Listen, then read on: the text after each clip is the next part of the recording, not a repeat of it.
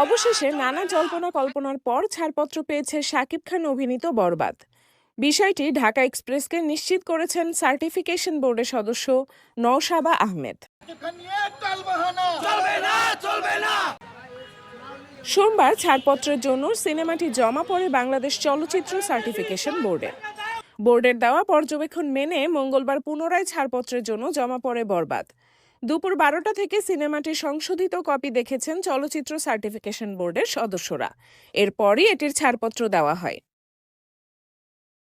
Already আপনারা দেখেছেন যে আমাদের মেগাস্টার শাকিব ভাইয়ের বরবাদ মুভির ডিরেক্টর মেহেদী হাসান হৃদয় ভাই অলরেডি এসে উপস্থিত হয়েছেন। প্রযোজক যে আপু আছেন তিনি এসেছেন।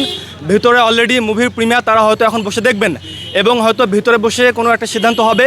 আমরা আশা করছি পজিটিভ একটা ভালো রেজাল্ট আমরা পাবো এবং আমরা সেই রেজাল্টটি না পাওয়া পর্যন্ত আমরা এখানে বসবো এবং অনেক দূর দূর থেকে আমাদের শাকিবিয়ান ভাইরা অলরেডি অন দ্য ওয়েতে আছেন, তারাও এখানে উপস্থিত হতে আসছেন। আমরা এখানে আছি।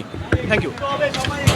মধুমিতা আপনারা জানেন যে প্রতিবারই যতবারই সিনেমা শাকিব খানের মুক্তি পায় আমরা মধুমিতায় বড় সড়ো একটা আয়োজন করে থাকি। এবারও আয়োজন হবে, চেষ্টা চলছে। তবে দেশের বর্তমান যে পরিস্থিতি, এই পরিস্থিতির ভিতরে আমাদের সর্বোচ্চ চেষ্টা থাকবে আমরা ভালো কিছু উপহার দিতে পারবো।